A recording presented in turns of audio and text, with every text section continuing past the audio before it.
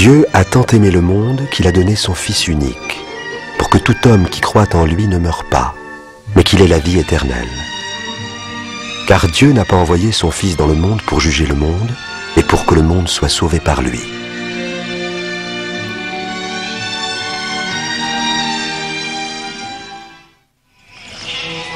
J'écris pour toi, cher Théophile, un récit ordonné des événements qui se sont passés parmi nous. Je le fais pour que tu reconnaisses l'entière véracité des enseignements que tu as reçus.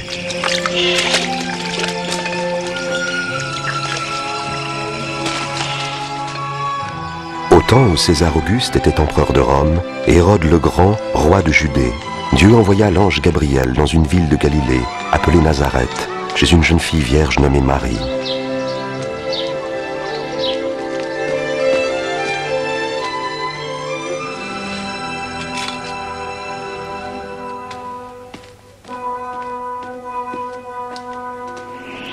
N'aie pas peur, Marie, car tu as trouvé grâce devant Dieu. Tu concevras et tu enfanteras un fils à qui tu donneras le nom de Jésus. Comment est-ce possible? Je suis vierge. Le Saint-Esprit viendra sur toi. C'est pourquoi le Saint-Enfant qui naîtra de toi sera appelé le Fils de Dieu.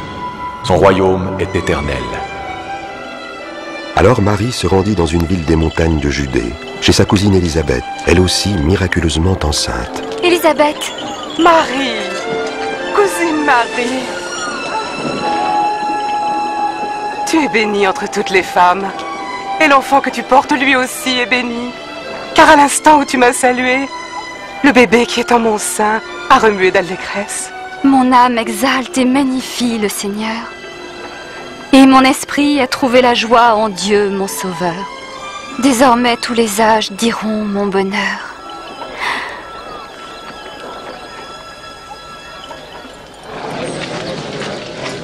Sachez, homme de Nazareth, que l'empereur César Auguste a décidé un recensement sur les territoires occupés de Galilée et de Judée.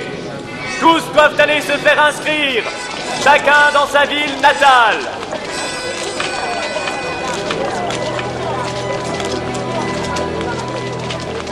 Et Marie se rendit à Bethléem, en Judée, avec son fiancé Joseph, pour se faire recenser.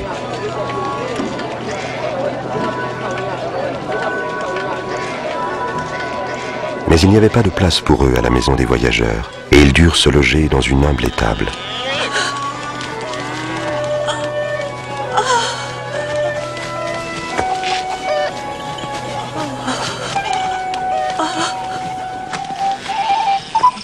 Dans les champs environnants, des bergers passaient la nuit pour garder leurs troupeaux. Soudain, un ange de Dieu leur apparut, et la gloire du Seigneur resplendit autour d'eux.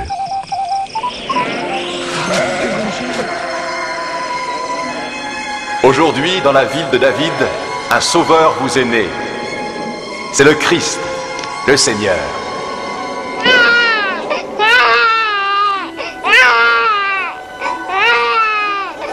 Les bergers allèrent vite voir le bébé qui était couché dans une mangeoire. Ils étaient les premiers à répandre l'évangile, la bonne nouvelle du Sauveur né d'une vierge.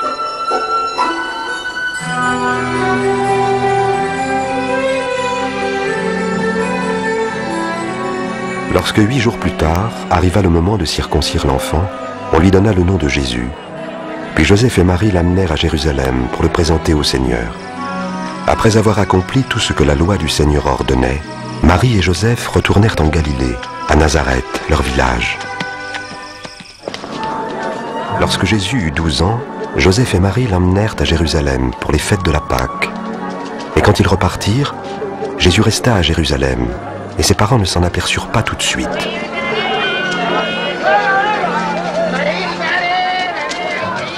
Ils retournèrent à Jérusalem pour le chercher, et le 3e jour, ils le retrouvèrent au temple, assis au milieu des maîtres religieux.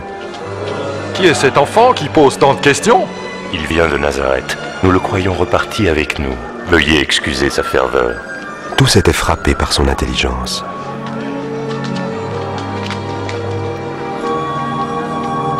Mon enfant, pourquoi nous as-tu fait cela? Nous étions très inquiets en te cherchant partout, ton père et moi. Pourquoi m'avez-vous cherché? Ne saviez-vous pas que je dois m'occuper des affaires de mon père?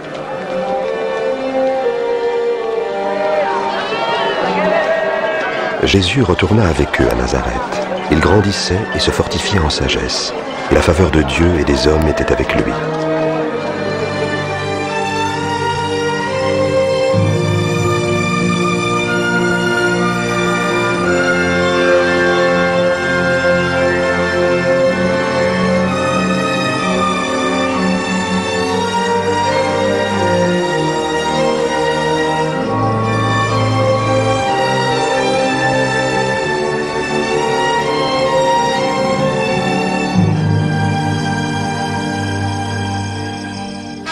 C'était la 15e année du règne de l'empereur Tibère.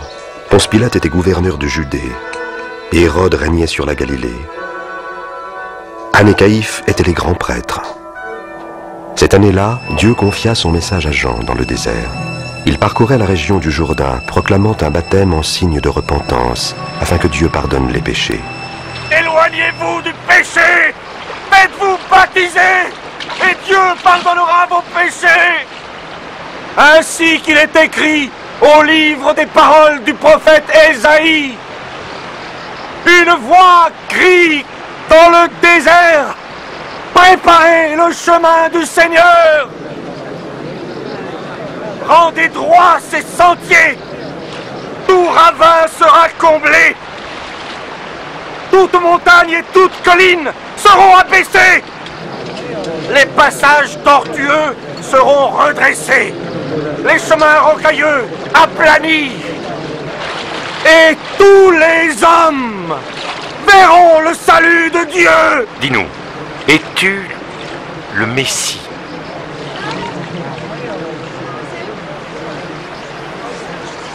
Moi, je vous baptise dans l'eau. Mais un autre, bien plus puissant que moi, arrivera.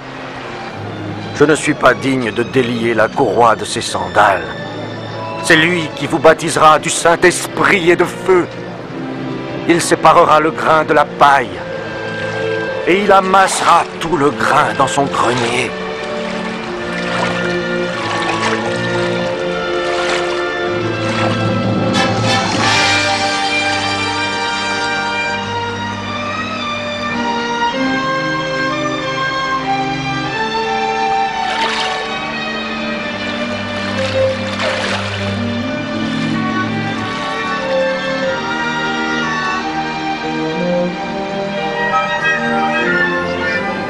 Et le Saint-Esprit descendit sur Jésus sous la forme d'une colombe.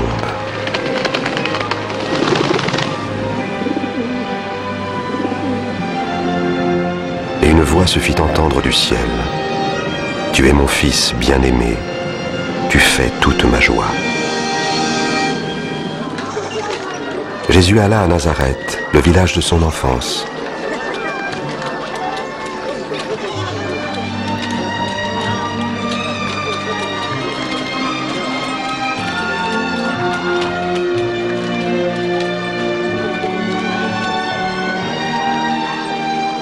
Bonjour. Bonjour.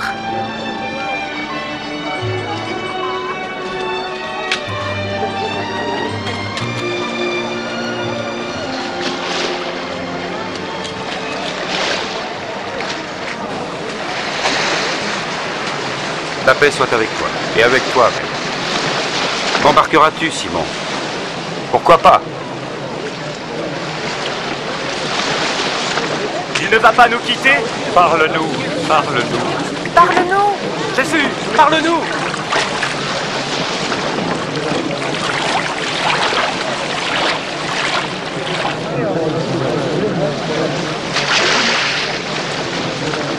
Un jour, deux hommes se présentèrent au temple pour prier. L'un d'eux était chef religieux, l'autre collecteur d'impôts. Le chef religieux se tenait à part et priait.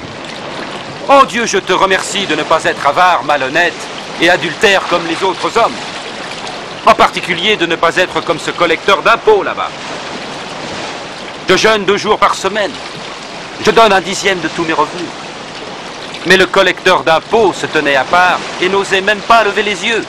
Il se frappait la poitrine en disant « Dieu, aie pitié du pécheur que je suis. » Je vous l'assure, c'est ce dernier et non pas l'autre qui rentrait chez lui fut déclaré juste devant Dieu.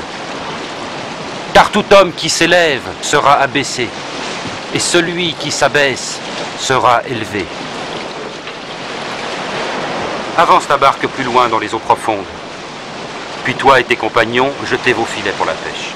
Oh maître, nous avons pêché dur toute la nuit, et sans rien prendre. Mais si tu le dis, je lance les filets. Jacques! Jean!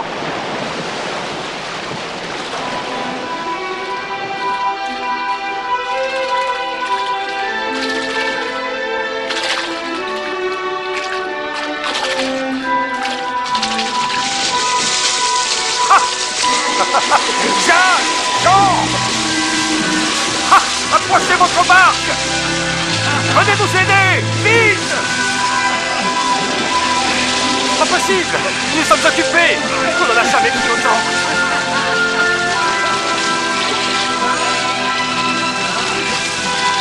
Ça suffit. Ça suffit.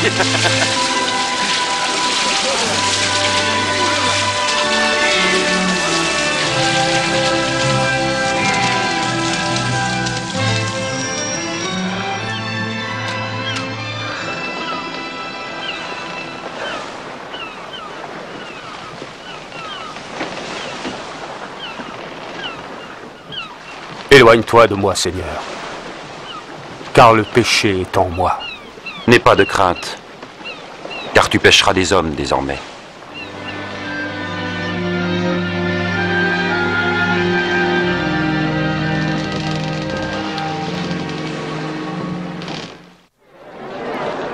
Il vient, c'est lui, regardez. Jésus! Jésus! Je te prie de sauver ma fille unique! Oh maître, aie pitié! Elle va mourir et elle n'a que 12 ans! Pitié! Vite! Maître, viens! Jairus, je suis désolé. Jésus! Ta fille est morte. Ne dérange plus le maître. Ne crains rien. Crois seulement et ta fille guérira.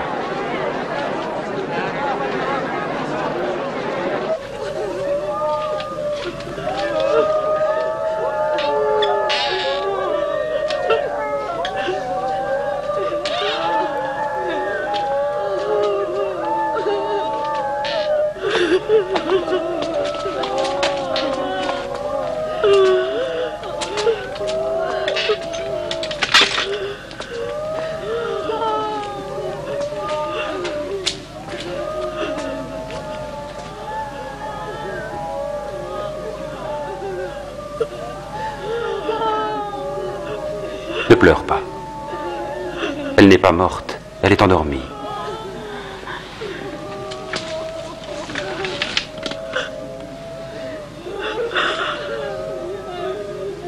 Enfant, lève-toi.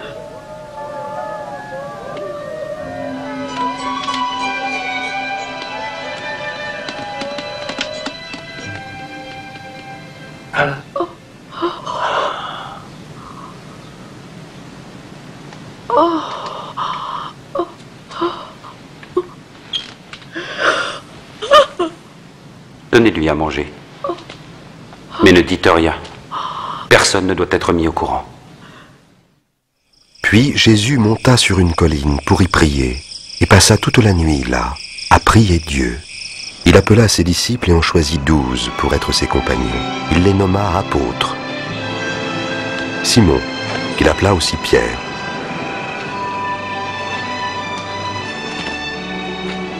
Et André, son frère. Jacques.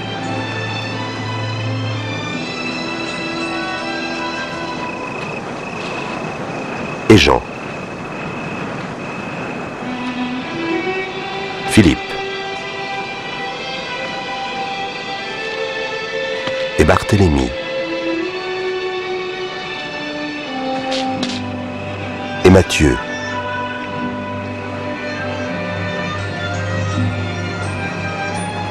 Et Thomas.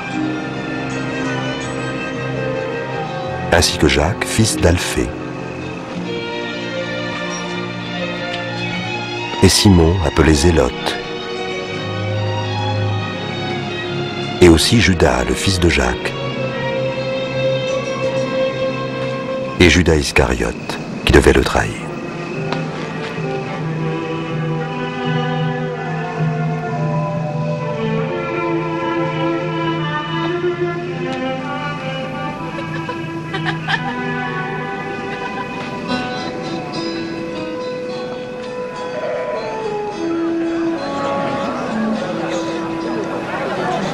Heureux vous les pauvres, car le royaume de Dieu est à vous.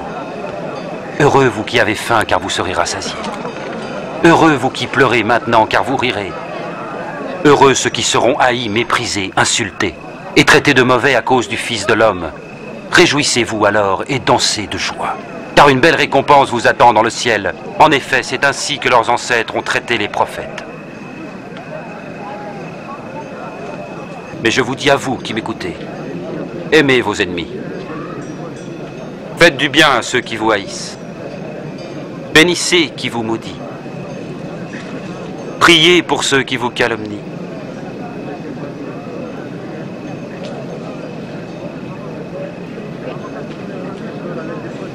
Si quelqu'un te donne une gifle sur une joue, offre-lui aussi l'autre.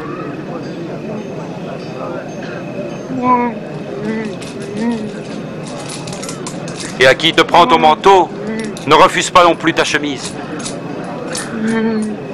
Et donne à tous ceux qui te demandent. Et si quelqu'un te prend ton bien, ne lui demande pas de te le rendre. Faites aux autres ce que vous voudriez que l'on fasse pour vous.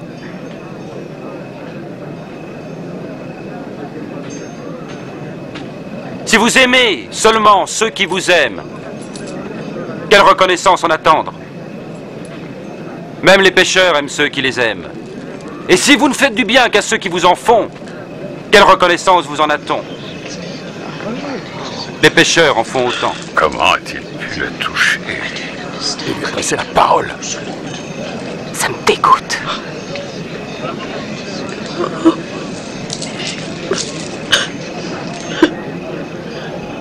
Non. Aimez vos ennemis et faites-leur du bien. Prêtez sans rien espérer en retour. Alors votre récompense sera grande et vous serez les fils du Très-Haut. Parce qu'il est lui-même bon pour les ingrats et les méchants. Soyez généreux, tout comme votre Père est généreux. Sauve-nous, Jésus! Ne jugez pas et vous ne serez pas jugés. Ne condamnez pas et on ne vous condamnera pas. Pardonnez et on vous pardonnera. Jésus, montre-nous le chemin. Je voudrais connaître cet homme. Penses-tu qu'il pourrait être notre Messie?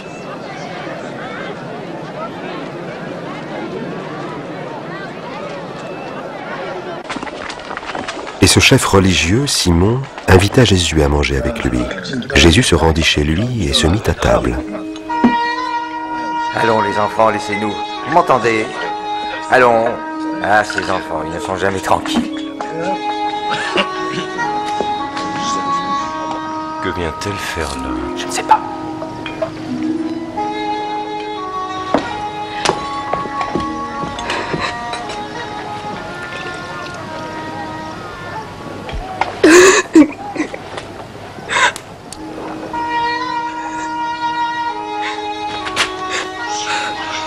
Qu'est-ce qu'elle fait ici?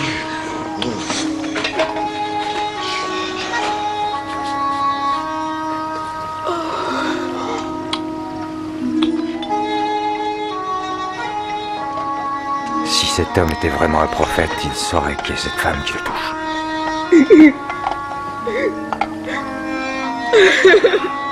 Il saurait qu'elle est une femme de mauvaise vie. Je sais qui est cette femme, Simon.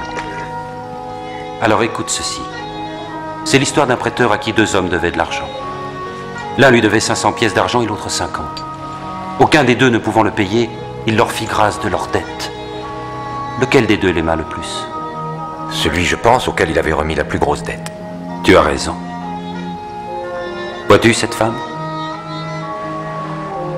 En arrivant, tu ne m'as pas versé d'eau sur les pieds. Elle m'a baigné les pieds de ses larmes et les a essuyés avec ses cheveux. Tu ne m'as pas embrassé pour m'accueillir. Mais elle n'a pas cessé de m'embrasser les pieds. Tu n'as pas répandu d'huile sur ma tête, mais elle a répandu du parfum sur mes pieds. Je vous le dis, ses nombreux péchés sont pardonnés, c'est pourquoi elle montre tant d'amour. Mais celui à qui on pardonne peu, manifeste peu d'amour.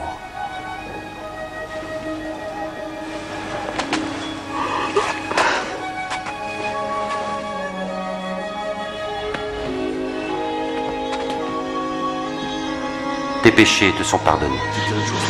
Blasphème! Mais comment peux-tu me regarder? Ta foi t'a sauvé, va en paix.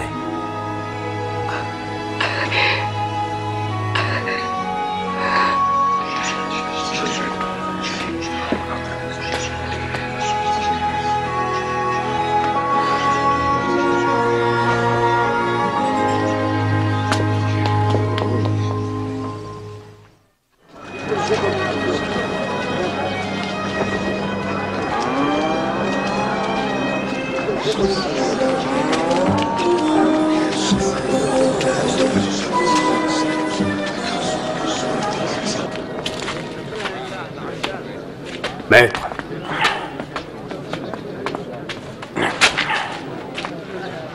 Merci. Maître. C'est Jean-Baptiste qui nous envoie. Es-tu vraiment celui qui devait venir? Ou devons-nous en attendre un autre? Dites-lui ce que vous avez vu et entendu. Les aveugles voient, les boiteux marchent. Bienheureux qui ne perdra pas sa foi en moi.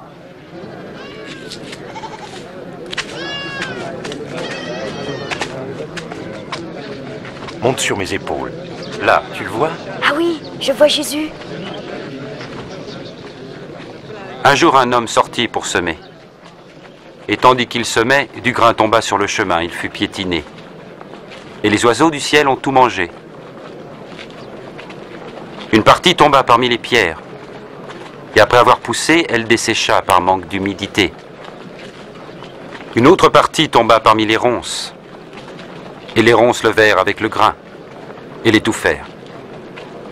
Mais une partie tomba en bonne terre, et les grains germèrent et produisirent du fruit. Chaque grain en donna 100 autres. Maître, dis-nous, pourquoi parles-tu en parabole devant les foules? Vous avez reçu le privilège de connaître les secrets du royaume de Dieu. Mais pour les autres, cela leur est dit en parabole. Ainsi, bien qu'ils regardent, ils ne voient pas, bien qu'ils entendent, ils ne comprennent pas.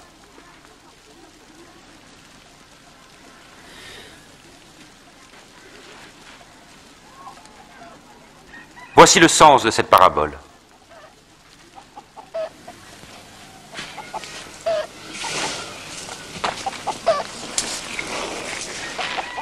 Le grain est la parole de Dieu. Le grain tombé au bord du chemin, ce sont ceux qui entendent. Mais ensuite, le diable survient et enlève cette parole de leur cœur pour les empêcher d'y croire et d'être sauvés. Le grain qui tombe en terre pierreuse représente ceux qui reçoivent la parole et en sont joyeux. Mais elle ne prend pas racine. Pendant un moment, ils croient. Mais au moment de l'épreuve, ils abandonnent tout. Ce qui est tombé dans les ronces, ce sont ceux qui entendent, mais se laissent étouffer par les soucis, les richesses et les plaisirs de la vie. Leurs fruits ne mûrissent jamais. Et le grain tombé en bonne terre, ce sont ceux qui entendent la parole dans un cœur loyal et bon et qui la retiennent. Leur persévérance portera ses fruits. Un jour, Jésus monta dans une barque avec ses disciples et leur dit « Passons de l'autre côté du lac ». Ils gagnèrent le large. Pendant la traversée, Jésus s'endormit.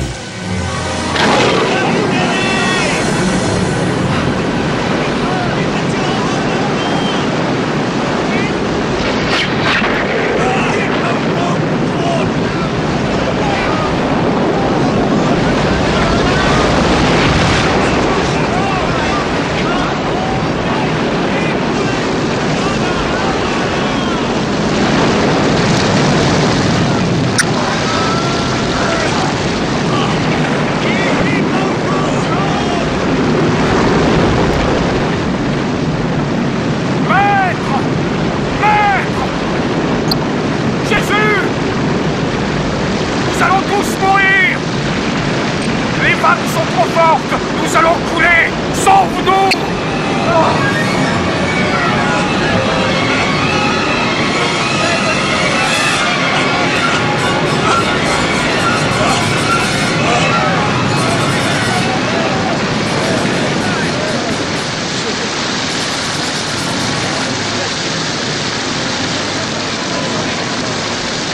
On va s'en sortir.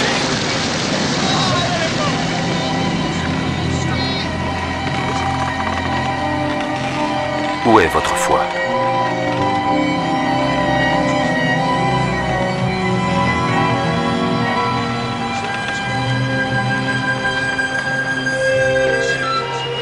Puis, traversant le lac, ils abordèrent le pays des Géraséniens, lequel fait face à la Galilée.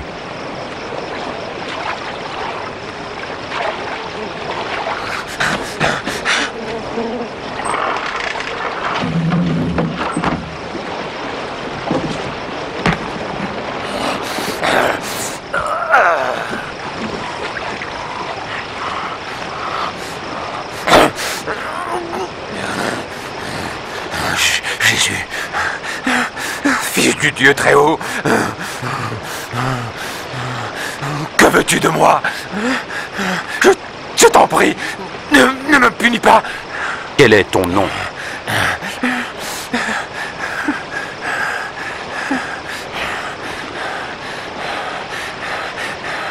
Légion, nous te supplions, ne nous jette pas dans l'abîme.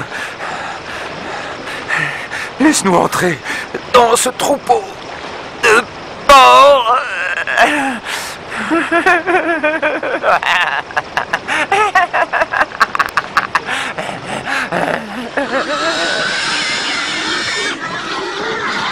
Hé! Revenez! Arrêtez! Arrêtez! Et les démons sortirent de l'homme Revenez! et entrèrent dans les porcs.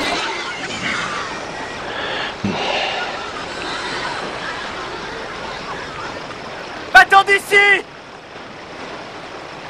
Magicien! Va-t'en! Laisse-nous en paix!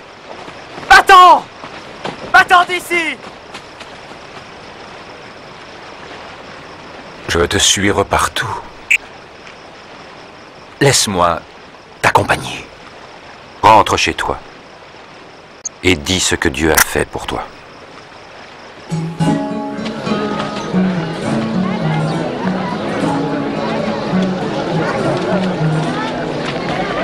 Jésus et ses disciples se retirèrent à l'écart vers Bethsaïda. Dès que les gens s'en aperçurent, ils le suivirent.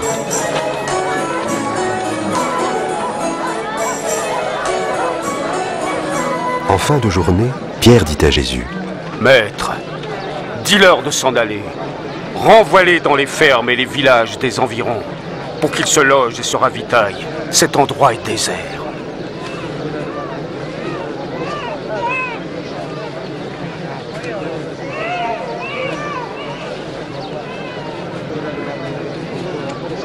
Donnez-leur vous-même à manger. Mais nous n'avons rien à part 5 pains et 2 poissons.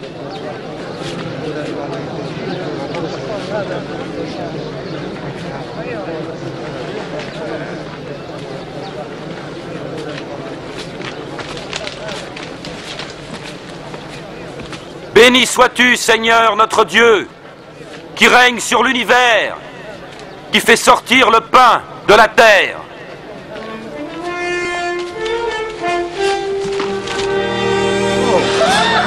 C'est un miracle. C'est incroyable.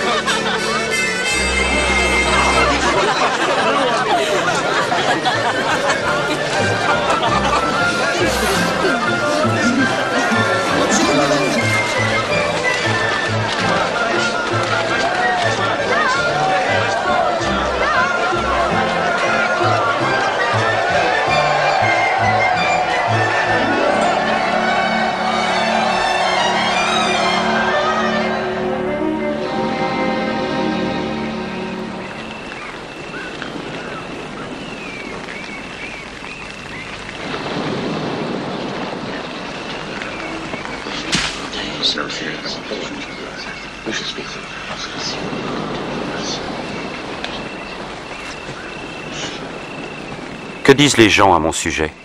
Certains disent que tu es Jean-Baptiste. Pour d'autres encore, tu es Élie. Et puis certains croient que l'un des prophètes d'autrefois est revenu à la vie. Et à votre avis, qui dites-vous que je suis?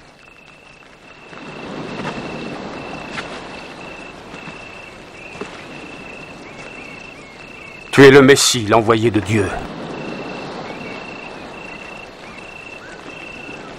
N'en dites rien à personne. Le Fils de l'homme doit souffrir beaucoup, puis être rejeté. Il sera mis à mort. Mais 3 jours après, il reviendra à la vie.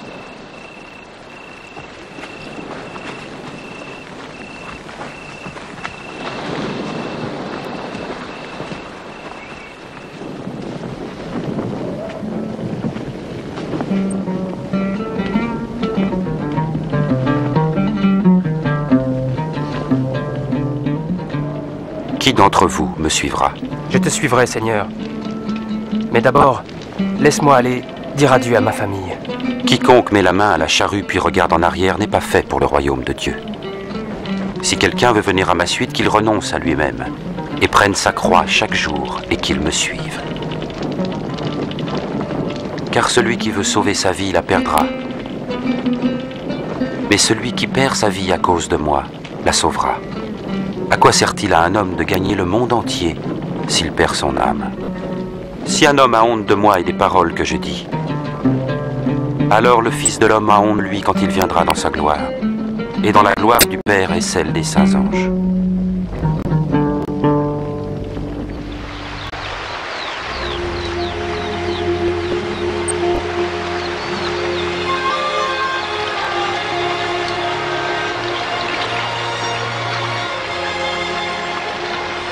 Apprends-nous à prier, comme Jean l'a appris à ses disciples.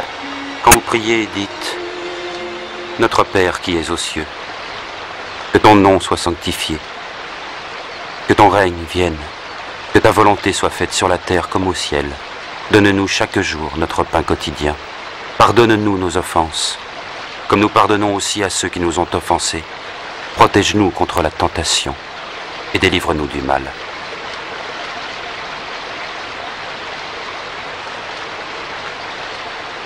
Je vous le dis, ne vous demandez pas qu'allons-nous manger. Avec quoi allons-nous nous habiller? Car la vie est plus que la nourriture, et le corps plus que le vêtement. Observez les corbeaux. Ils ne sèment, ni ne moissonnent, ils n'ont ni cellier, ni grenier, et Dieu les nourrit. Et ne valez-vous pas bien plus que les oiseaux?